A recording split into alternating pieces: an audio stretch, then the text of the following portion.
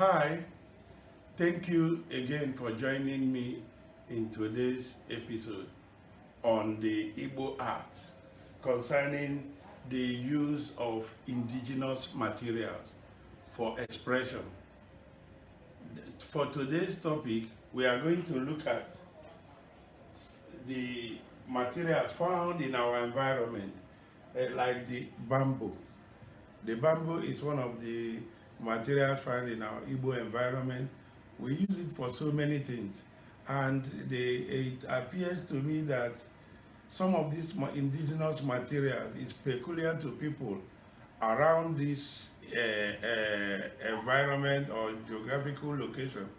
Like those other people in the north, you can find them using other materials, but for people in the tropical areas, like the savanna areas where you have trees and you find different materials used by different artists for expression, and the bamboo is one of them. If you look at this work here, done by my student, my past student, Madueke Jr., he used the bamboo to make a composition on the Igbo traditional instrument. And if you look at this composition, you can see those important musical instruments like the drum, with the Igbo call it Igba, then the gong, the wooden gong. They use this gong to even alert the community when there is danger in the community. They use the gong. And this gong is peculiar to the Igbo man. Once you see the gong, it means a lot to the Igbo man. They use it to go. We have different sizes of this gong. They use it to draw the attention of the public in times of danger. They can use it in place of ogene. That one is more of the blacksmith, the one made of metal. But most often than not, they use the wooden gong, and you can use the bamboo to improvise ones, and it's very very good. And if you look at this composition, you can see the obo, the Igbo traditional minstrel, which they use to make different sounds that is peculiar with the Igbo man. You look at this other one too, you see the flute, the long flute.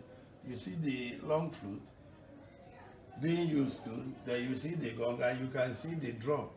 And if you look at the entire piece, you can see what identifies the Igbo man wherever they go. The Okun Ije mark. Some call it Ichi mark.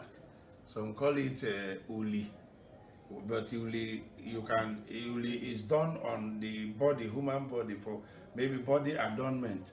Some Uli, you can find it in the walls too.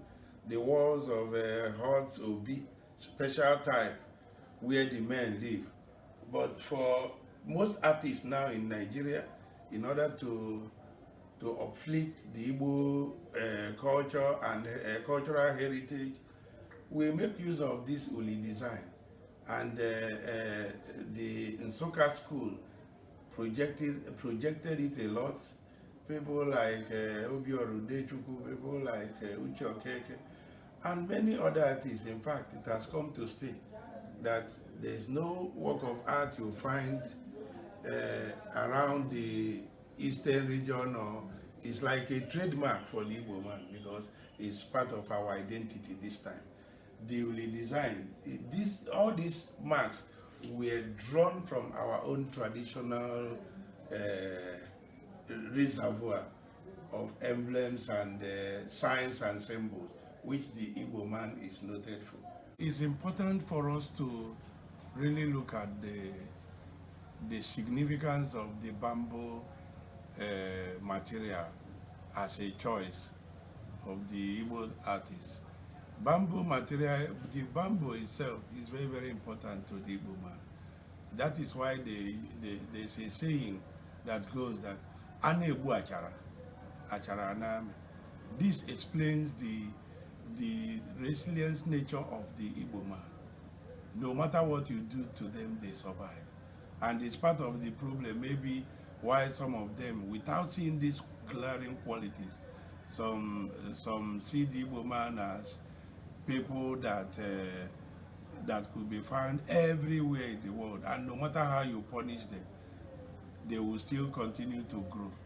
There's a lot of things going on now. People looking at the Igbo man as when you give them a little space, they occupy the nest around them. But it's not true. The Igbo people are developers. In fact, if you don't find any Igbo man in any part of the country, any part of the world, you know there is danger. The Igbo man is like the catalyst that helps something. It's like a flux that helps the metal to flow well in the crucible when pouring is taking place in the bronze casting. The Igbo man is like a camelina seed. People say the Igbo they koburo bogu, but that they koburo bogu. Makana when they way.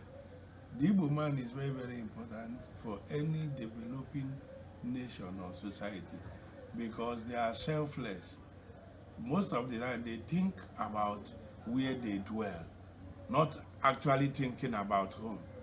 Because that's the belief and their philosophy that Ebonye Bikon Awachi. Meaning that wherever you find yourself is your home. And that is why they've developed every man's home without looking back. And we can now see the reason why they are hated everywhere. Because that nature, resilience nature in them, you find in their use of ram, the ram. And that ram is what is, you can trace that one to the Kenga, which is part of the topic we discussed in our last episode. Then, if you look at this nature of Igbo, the ACHARA, some people may confuse it as these small dialectical differences. There's a plant too, some people call ACHARA, but not this type. We are talking about the bamboo here. Inebu ACHARA onami, Inebu ACHARA onadu. No matter how you kill the Igbo man, is bound to survive. And that is why the artist found such material or media as a good media for expression. One is to remind us about our resilient nature. And that is why it is important for us to know the ideology and philosophy behind the use of bamboo material for expression. Can we look at this piece? This is the wall gecko, as is popularly known. The Igbo call it, the Anambra Igbo call it Auno. Some call it Icheke. Dialectical differences, but still mean the same thing. It means the wall gecko. It's an interesting thing. Wherever you find a house in this particular environment, you can still find this wall gecko. So this artist is a woman. It's a female artist by name Baka Genevieve. When she was in 200 level, introduction to sculpture, they were asked to express themselves with what they find in the environment, anything they find in the environment, using some of these materials they can lay their hands on. She chose the beads, and now you can see what she used the beads to do. The wall gecko. This very animal that lives on the wall of buildings, feeding on insects and this thing, can be found all over. Can be found all over buildings around us here, and that is why she chose it. If you look at the sparkling nature of the beads, some of them are in gold, some of it. She tried to capture the essence. If you look at the structural rightness, the contrapposto of these very animals, it looks quite interesting. And when you look at it from a distance, it tends to remind us about something waiting patiently to attack. and maybe is in the pose to devour an insect. He's trying to tell us, according to her, that we must be prepared, we must be on our alert in order to defend ourselves against uh, some of these indigenous happenings in our environment this time. Like now, presently, people live in fear because of the incessant attack of the herdsmen and those terrorists around our environment, threatening the environment, threatening the people. So people this time, they sleep with one eye open, and that is why, according to her, she did this as a warning to people around here to take a cue from this wall gecko, to be prepared and to be at alert for a self-defense. This very piece is a mask, a traditional mask. The Igbo people, they are known for using the mask to do so many things. That's why you see a lot of masquerades. This is one of the face masks you can find. The artists try to use the material gotten from our environment, the cow. We have the Igbo cow too, a species of the Igbo cow. You can see the horns, they are not too big. They always have a very short horn. So it's the use of those horns gotten from the Igbo cow, the Igbo species of cow, that this work, they use it to produce this work. They use it to produce a mask. You know, the essence of mask is to create fear in people. Some are for entertainment, some of them are anthropomorphic, some are deora. All these, the Igbo, they do mask for different reasons and for different purposes. They use this mask. At times, if we go back to the origin of mask, you see that the mask, they use it at times because people believe that the masquerade is a spirit. Maybe the ancestors, they are talking. And when we go back to the origin of mask, the first time people come encounter with mask, they run away. They use it to tell you what to do, and you believe that is the spirit that is telling you, and you have to comply with whatever the masquerade is telling you, because up till now it is believed that the spirit or the ancestors are telling you. But now these days people are now saying that because of modernization, most people try to open up some of the secrets behind the mask. They now make people to believe that somebody must be behind a mask. But it's not what it used to be in the olden days. Because for Igbo, most people, like the Anambra people, the Imo people, they still protect their mask. Because people and children believe that it must be the voice from the ancestors. That one cannot be surprised about the peculiar nature of the mask.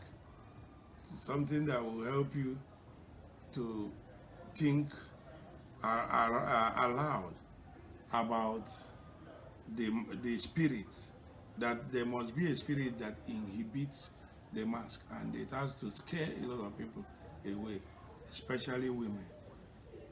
But there are some school of thought that still argue that this mask we are talking about actually originated from women. They use it to scare the man, scare the men folk in the olden time, until one day one of them fell in love with a man and exposed themselves. And ever since that time, the men took over the activities in a mask, and the women were forbidden on anything concerning how the making of any masquerade. So you can see the drama and the argument. Many people are still arguing on this, whether the men or the women originated the mask. So, but with this one is a decorative mask, trying to remind us of our identity, our ancestors, and what it used to be in the past. If you look at the eyes, they are made to be fearful. Look at the mouth, look at the nose, ready for attack. It's part of the decorative mask. As you can see you can say this one is not for the art for life, which it used to be. It's art for art's sake. This one is for beauty. The ones you can use to decorate your sitting rooms, your wherever you find your environment where you receive people. Could be in in the offices or hotels or any public place. That when you see this kind of mark, it reminds you of our peculiar nature of playing or expressing ourselves in using the mask. It's part of the Igbo identity and heritage. Thank you for watching.